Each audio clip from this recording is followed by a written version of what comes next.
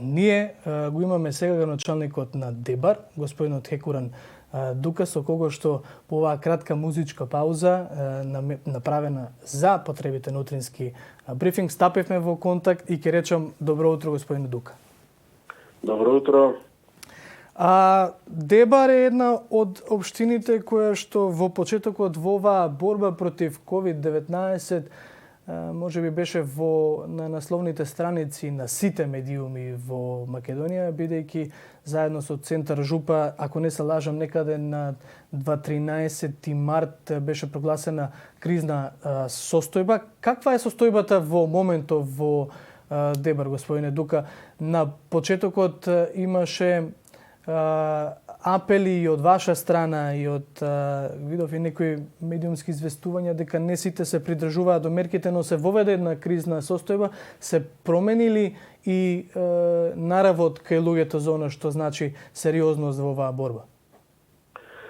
Па, така е, точно на 13 значи ДЕБАР е прогласено како кризно подрачје, затоа што и првите случаи значи со COVID-19 инфекција се појавија ДЕБАР. Иначе беше вирусот импортиран од Италија, од еден брачен пар. И така натака, значи дојде до ситуација кога веќе требаше за ДЕБАР да се воведат посебни мерки, затоа што инфекцијата земаше зама. Сега во последно време, значи луѓето почна да ги почитуваат оние одредбите од владата на Република Македонија, така да веќе граѓаните се освестиле, оти знаат нешто повеќе околу ризиците на оваа инфекција, така да карантинот и полицискиот час, значи во последно време е задоволително, се почитуваат. Нормално тука значи има удел и нашиот ангажман како оперативен штаб, како штаб за кризи. Значи, известување на граѓаните околу оваа болест, околу последиците. Се гледа дека и ДЕБАР има 47 случаеви, од тие имаме 4 значи, смртни случаеви од оваа инфекција. Од друга страна имаме и 8 пациенти веќе излечени и пуштени во домашно лекување од клиниката за инфективни болести во Скопје. Иначе има 198 изолирани, значи во домашна изолација.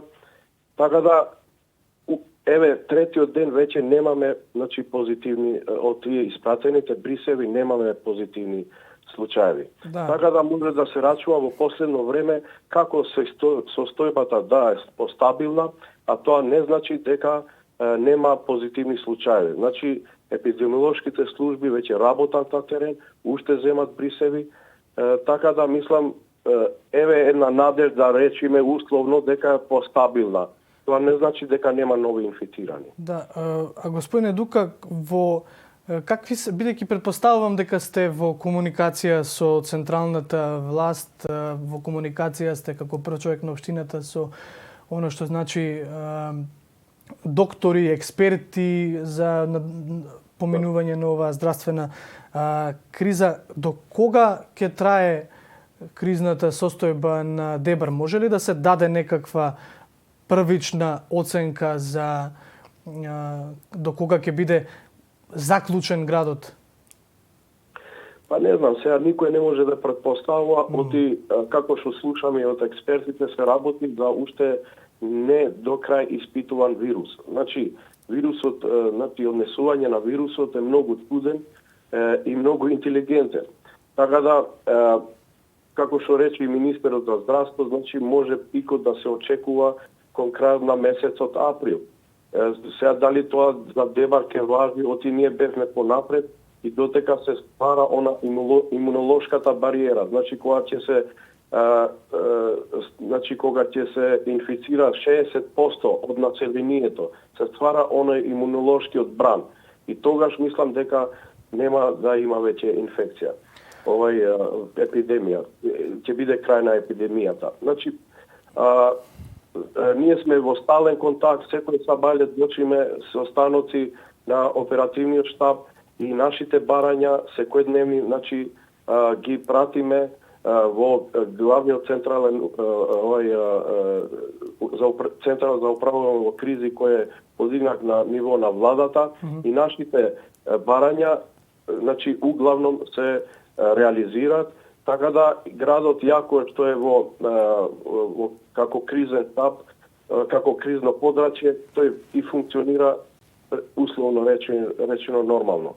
Значи, кај нас се снабдуваат маркетите со прехранбени артикли, аптеките се ставуваат со лекови, нема веќе движење, иако има тоа е само движење, минимално движење, и мислам дека заеднички во соработка со граѓаните ќе успееме да го совладаме оваа инфекција. И надместа дека еве 3 дена веќе немаме позитивни лица, така да мислам дека дај Боже да го видиме и крајот на ова зло. Така, господине Дука, и убава е таа информација.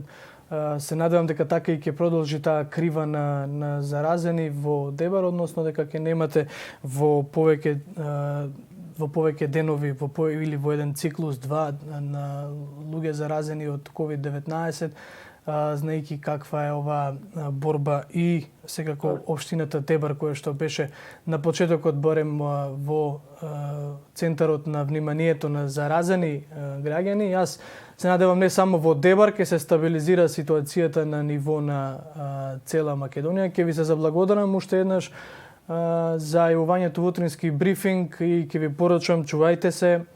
Го правиме тоа и ние овде.